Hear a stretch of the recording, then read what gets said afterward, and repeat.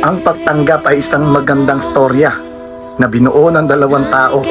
Pero hindi lahat ng storya maganda ang dulo. Nang dahil sa maling desisyon o kasalanan, nabago ang storya. Yung dating ikaw yung bida, ngayon kontrabida ka na. Pero alam mo yung mas masakit, yung storyang inumpisahan mo, ibang tao ang magpapatuloy. Ngayon, pagmasdan mo yung taong sinayang mo, na masaya na sa piling ng iba, igrato de puta, namnamin mo ang sakit hanggang tumagos sa buto mo. Ayan yung sakit na susugat sa'yo at ang sakit na magbabago sa'yo.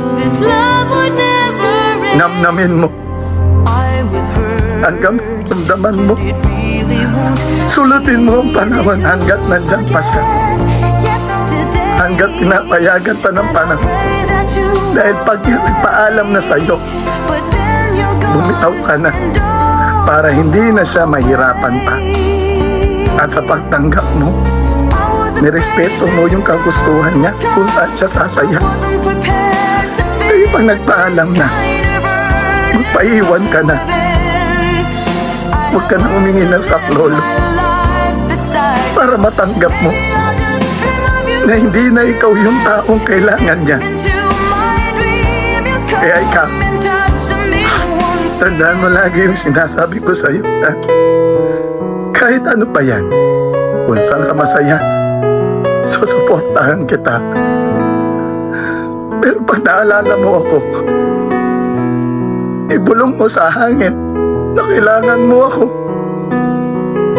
Dahil putang ina, pag yan naramdaman ko na kinakailangan mo ako, putang ina, darating ako.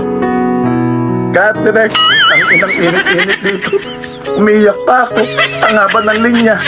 Ayoko na mag-TikTok, i-edit ko pa to. Uwi na tayo. Just a dream.